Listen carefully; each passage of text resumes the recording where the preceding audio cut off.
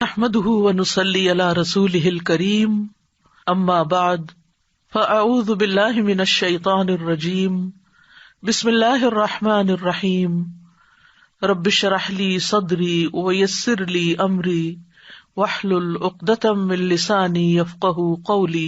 سورۃ یاسین نحمده ونصلي على رسوله الكريم اما بعد فاعوذ بالله من الشيطان الرجيم بسم الله الرحمن الرحيم یاسین والقرآن الحکیم انک لمن المرسلین علی صراط مستقیم تنزیل العزیز الرحیم لتنذر قوما ما انذر آباؤهم فهم غافلون لقد حق القول على أكثرهم فهم لا يؤمنون إنا جعلنا في أعناقهم أغلالا فهي إلى الأذقان فهم مقمحون وجعلنا من بين أيديهم سدا ومن خلفهم سدا فأغشيناهم فهم لا يبصرون وسواء عليهم أأنذرتهم أم لم تنذرهم لا يؤمنون إنما تنذر من اتبع الذكر وخشي الرحمن بالغيب فبشره بمغفرة وأجر كريم إنا نحن نحيي الموتى ونكتب ما قدموا وآثارهم وكل شيء أحصيناه في إمام مبين۔ شروع کرتی ہوں اللہ کے نام سے جو بے انتہا مہربان نہایت رحم فرمانے والا ہے۔ یاسین قسم ہے قرآن حکیم کی، تم یقیناً رسولوں میں سے ہو، سیدھے راستے پر ہو، اور یہ قرآن غالب اور رحم کرنے والی ہستی کا نازل کیا ہوا ہے تاکہ تم خبردار کرو ایک ایسی قوم کو جس کے باپ دادا خبردار نہ کیے گئے تھے اور اس وجہ سے وہ غفلت میں پڑے ہوئے ہیں۔ ان میں سے اکثر لوگ فیصلہ عذاب کے مستحق ہو چکے ہیں، اسی لیے وہ ایمان نہیں لاتے۔ ہم نے ان کی گردنوں میں توق ڈال دیے ہیں جن سے وہ تھوڑیوں تک جکڑے گئے ہیں، اس لیے وہ سر اٹھائے کھڑے ہیں۔ ہم نے ایک دیوار ان کے آگے کھڑی کر دی ہے اور ایک دیوار ان کے پیچھے، ہم نے انہیں ڈھانپ دیا ہے، وہ کچھ نہیں سوچتا، ان کے لیے برابر ہے، ہاں تم انہیں خبردار کرو یا نہ کرو، وہ نہیں مانیں گے۔ تم تو اسی شخص کو خبردار کر سکتے ہو جو نصیحت کی پیروی کرے اور دن دن کے خدائے رحمان سے ڈرے، اسے مغفرت اور اجر کریم کی بشارت دے دو۔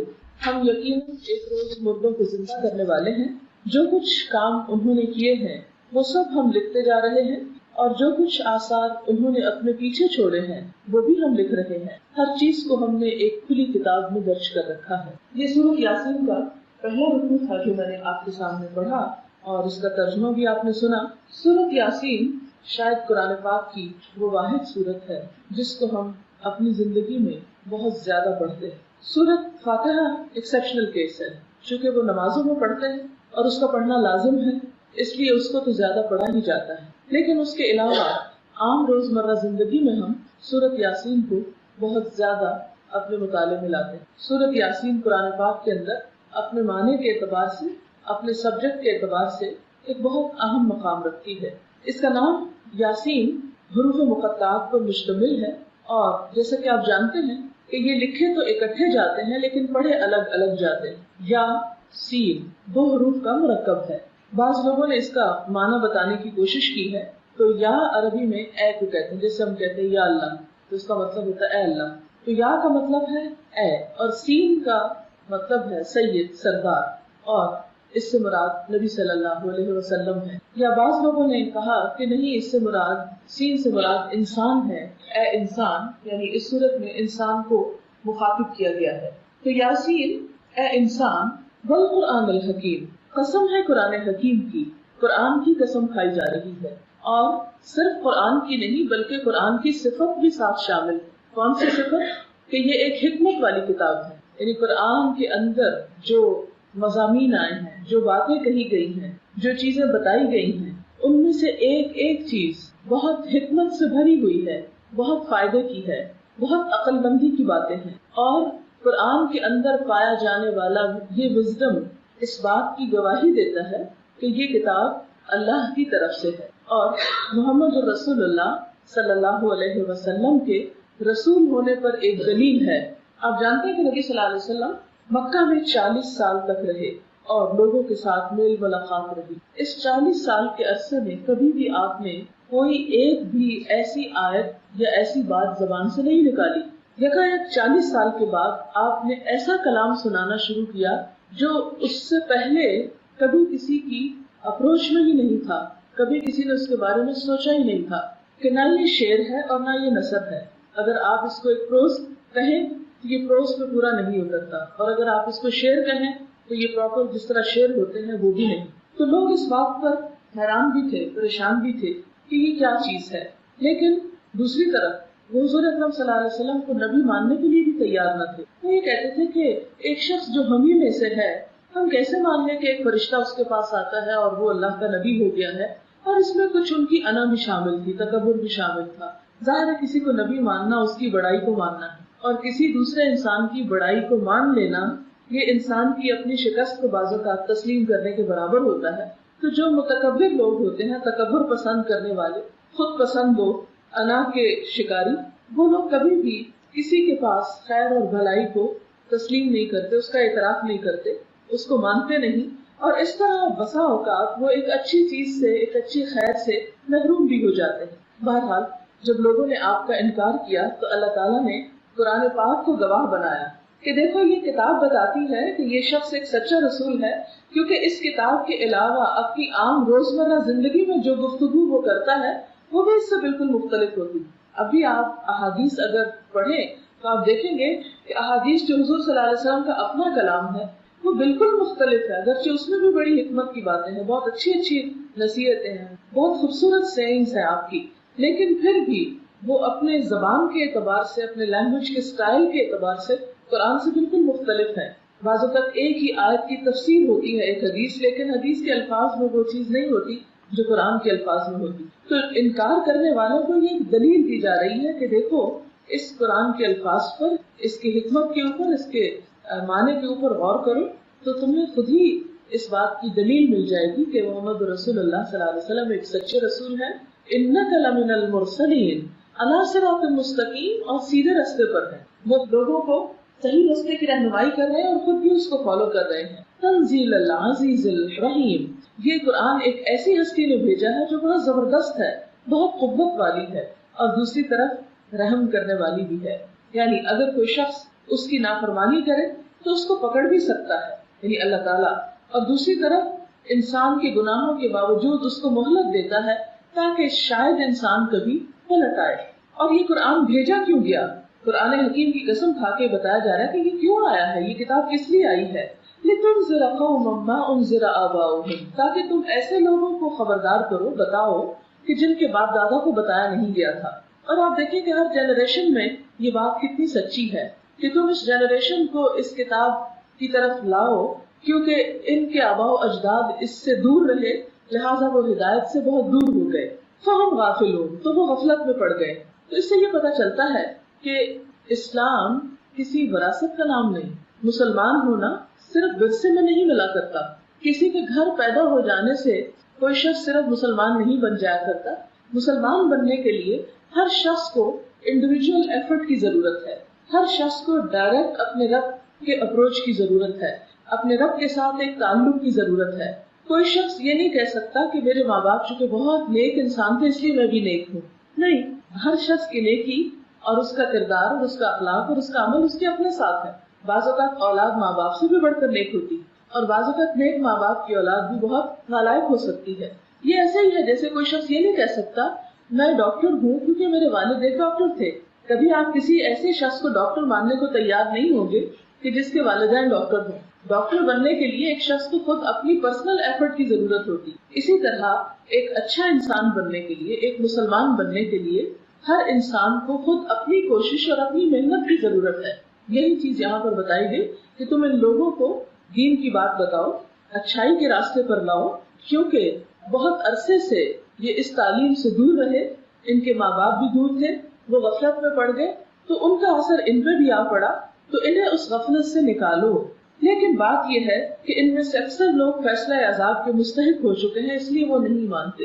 کہ نبی صلی اللہ علیہ وسلم نے جب بتانا شروع کیا تو بہت سارے لوگوں کے لیے یہ پیغام اور یہ بات ایک نئی بات تھی. اور آپ نے دیکھا ہوگا کہ ہر نئی بات کو لوگ شروع میں ناپسند کرتے ہیں، پھر اس کے بعد آہستہ آہستہ اس کو ایکسپٹ کرنے لگتے ہیں. یہ انسان کی فطرت ہے.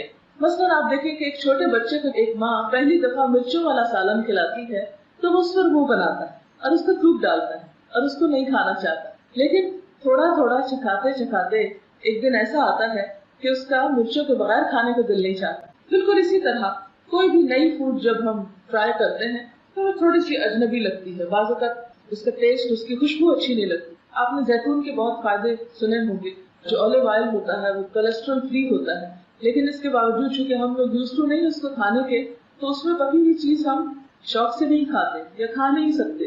لیکن جن علاقوں میں لوگ اسے کھاتے ہیں وہ دوسرا تیل استعمال نہیں کر سکتے. تو یہ ایک بالکل انسانی فطرت ہے کہ کوئی بھی نئی چیز انسان کے سامنے جب آتی ہے تو اسے بہت آسانی کے ساتھ وہ قبول نہیں کر سکتا. اس لیے اللہ تعالیٰ فرماتے ہیں کہ تم ان کو خبردار کرو. اور ان میں سے بہت سارے لوگ جو ہیں وہ اس پیغام کو نہیں بھی مانیں گے.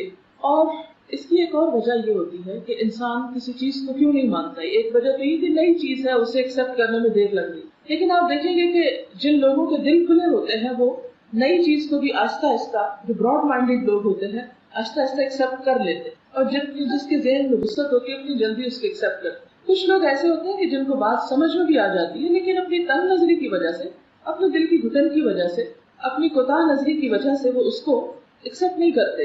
یہاں ایسے ہی لوگوں کی بات کی گئی کہ وہ اپنی دنیا میں جینا چاہتے ہیں، اپنی مرضی کے مطابق زندگی بسر کرنا چاہتے ہیں. اس لیے نبی اکرم صلی اللہ علیہ وسلم جو کچھ ان کو دے رہے ہیں وہ نہیں مانیں گے. انا جعلنا فی اعناقہم اغلالا، ہم نے ان کی گردنوں میں طوق ڈال دیے. طوق کہتے ہیں اس کڑے کو جو پرانے زمانے میں قیدیوں کی سزا کے لیے گردن میں جکڑ دیا جاتا تھا، جس کی وجہ سے وہ موو نہیں کر سکتے. اور آپ دیکھیں کہ اگر تھوڑی دیر کے لیے بھی آپ اگر گردن کو موو نہ کریں تو ایک بہت تکلیف دہ چیز ہو جاتی. فرمایا یہ سمبل ہے، طوق ایک سمبل ہے گردن کو اکڑانے کا. اور گردن کو اکڑانا سمبل ہے کس کا؟ تکبر کا. فرمایا کہ ان کے تکبر کی وجہ سے یہ لوگ حق کو نہیں مانتے. تکبر کیا ہے؟ کہ میں زیادہ اچھا ہوں، میں زیادہ عقل مند ہوں، میں زیادہ جانتا ہوں، میں زیادہ بہتر ہوں. جیسے کہ شیطان کو اللہ تعالیٰ نے حکم دیا تھا کہ انسان کو سجدہ کرو. شیطان نے کیا کیا؟ کہا انا خیر منہ، میں اس سے بہتر ہوں. خلقتنی من نار وخلقتہ من طین، مجھے تو نے آگ سے پیدا کیا، اس کو مٹی سے پیدا کیا، میں زیادہ اچھا ہوں، میں اس کے آگے کیوں جھکوں. لہٰذا اس کا یہ انکار اس کے تکبر کی وجہ سے تھا. اسی لیے جو لوگ دنیا میں تکبر کا شکار ہوتے ہیں، اپنے آپ کو بڑی چیز سمجھتے ہیں، وہ اللہ کی بات پر توجہ بھی نہیں دیتے، اسے سننا ہی نہیں چاہتے اور سن کر اس پر عمل بھی نہیں کرنا چاہتے. کیونکہ بسا اوقات تکبر کی وجہ سے وہ قبول نہیں کرتے، اور بسا اوقات اس لیے قبول نہیں کرتے کہ پھر اسے قبول کر کے انہیں اپنی کچھ عادتوں کو چھوڑنا پڑتا. اور وہ سمجھتے ہیں کہ ان چیزوں کو چھوڑنے سے ان کی شان و شوکت میں شاید کچھ کمی آ جائے، اس لیے وہ بات ماننے سے انکار کرتے ہیں. پھر فرمایا وَجَعَلْنَا مِن بَيْنِ أَيْدِيهِمْ سَدًّا، ہم نے ایک دیوار ان کے آگے کھڑی کر دی. وَمِن خَلْفِهِمْ سَدًّا، ایک دیوار ان کے پیچھے ہے. فَأَغْشَيْنَاهُمْ، اوپر سے بھی ڈھانپ دیا ہے. فَهُمْ لَا يُبْصِرُونَ، وہ دیکھ ہی نہیں سکتے. یعنی جب ایک شخص اپنے آپ کو بڑی چیز سمجھنے لگتا ہے تو پھر اس تکبر کی وجہ سے اللہ تعالیٰ اس کو ایک سزا دیتے. اور وہ سزا کیا ہوتی ہے کہ اس کو حق بات سمجھنے کی توفیق نہیں دیتے. اور اس کو اس سے تشبیہ دی گئی کہ جیسے کسی شخص کے آگے بھی دیوار ہے. مثلاً اس وقت ہم ایک کمرے میں بیٹھے ہوئے ہیں، ہمارے سامنے بھی دیوار ہے، ہمارے پیچھے بھی دیوار ہے، اور ہمارے سر پہ بھی چھت ہے. لہٰذا ہم اس کمرے سے باہر کچھ نہیں دیکھ سکتے. بالکل تکبر کرنے والا شخص اپنی ذات اور انا کے خول میں اس طرح بند ہو جاتا ہے کہ وہ نہ آگے دیکھ سکتا ہے نہ پیچھے دیکھ سکتا ہے، نہ اسے اپنے مستقبل کی کوئی فکر ہوتی ہے اور نہ اپنے ماضی سے کوئی سبق لیتا ہے. اور اوپر سے بھی ڈھانکے ہوئے کہ اللہ کی طرف اس کا کوئی دھیان نہیں ہوتا، توجہ نہیں ہوتی، رجحان نہیں ہوتا، تعلق نہیں ہوتا. لہٰذا ان کو کوئی بات بھی سمجھ نہیں آتی، ان کو فائدہ ہی نہیں ہوتا. پھر فرمایا وَسَوَاءٌ عَلَيْهِمْ، ان کے لیے برابر، ایسے لوگوں کے لیے برابر ہے. کیا؟ أَأَنذَرْتَهُمْ، خواہ تم ان کو ڈراؤ، أَمْ لَمْ تُنذِرْهُمْ، یا نہ ڈراؤ، لَا يُؤْمِنُونَ، وہ نہیں مانیں گے. یعنی آپ ان کو کوئی نصیحت کریں یا نہ کریں، خبردار کریں یا نہ کریں، کوئی ڈر والی آیت سنائیں یا نہ سنائیں، وہ سب سنی انسنی کر دیتے ہیں، ان کو کچھ سمجھ نہیں آتی. یہ بالکل ایسے ہی جیسے اس کمرے کے باہر اگر کوئی چیخ چلا رہا ہو، پکار رہا ہو، تو ہمیں کچھ پتہ نہیں چلے گا کہ کوئی رو رہا ہے. اس چھت پہ اس وقت کوئی رو رہا ہو، چلا رہا ہو، ہمیں تو کچھ خبر نہیں کہ کیا ہو رہا ہے، کیونکہ ہم تو اس کے اندر بند ہیں. تو بالکل اسی طرح متکبر شخص جب اپنی ذات کے خول میں بند ہوتا ہے تو اللہ تعالیٰ اس پہ ہدایت کے دروازے بند کر دیتے ہیں، اور پھر ان پر کوئی نصیحت کی بات اثر کرتی ہی نہیں. اس لیے کہ وہ ہر وقت اپنے ہی خیالوں، اپنی ہی دنیا اور اپنی ہی آپ میں رہتے ہیں. اس لیے حق کی بات، ہدایت کی بات ان کے دلوں تک نہیں پہنچتی. فرمایا انما تنذر من اتبع الذکر، وخشی الرحمن بالغیب، تم تو اس کو ڈرا سکتے ہو کہ جو غائبانہ طور پر اپنے رب سے ڈرے، یعنی تنہائی میں بھی جس کو اپنے رب کا احساس ہو، جو بن دیکھے اپنے رب سے ڈرے، یعنی کسی نے اللہ کو دیکھا نہیں لیکن اس کے باوجود وہ شخص جو غیب کے پیچھے یا اس پردے کے پیچھے اپنے رب کو محسوس کر سکے، اسی پر یہ کلام نصیحت اثر کرتا ہے۔ آپ دیکھیں کہ جیسے اس وقت میں بات کر رہی، میری بات آپ کے کانوں سے ٹکرا رہی، لیکن بسا اوقات ایسا ہوتا ہے کہ کچھ لوگوں کے صرف کانوں تک نہیں ٹکراتی، دل تک بھی اترتی۔ اب دل جو ہے وہ سامنے ایکسپوز نہیں ہے، وہ تو بہت پردوں کے اندر چھپا ہوا، لیکن جو شخص دلچسپی لیتا ہے ایک بات کے اندر، وہ آواز جو ہمیں نظر نہیں آتی، وہ آواز کان سے دل تک پہنچتی ہے اور دل سے پورا جسم پہ اثر کرتی ہے، سارا جسم پوری باڈی اس میں انوالو ہو جاتی ہے۔ اسی طرح ایک شخص جو اللہ تعالیٰ سے ایک تعلق رکھتا ہے، اللہ کی عظمت کو محسوس کرتا ہے، تو اللہ تعالیٰ خواہ پردے کے پیچھے چھپا ہوا ہے لیکن وہ اس کے پریزنس کو فیل کر سکتا ہے، یہ اس کے اپنے احساسات کی بات ہے۔ تو جو اس قابل ہو کہ پردے کے پیچھے ذات کو محسوس کر سکے، پھر وہ اس کی بات کو بھی اپنے اندر ایبزارب کر سکتا ہے۔ ایسے لوگوں کے لیے جزا کیا ہے؟ فَبَشِّرْهُ بِمَغْفِرَةٍ، آپ انہیں بخشش کی خوشخبری دیں کہ اللہ تعالیٰ ان کے گناہوں کو معاف فرما دیں گے، وہ اجر کریم، اور بہت باعزت اجر کی، یعنی انہیں جزا ملے گی، انعام ملے گا لیکن بہت عزت کے ساتھ۔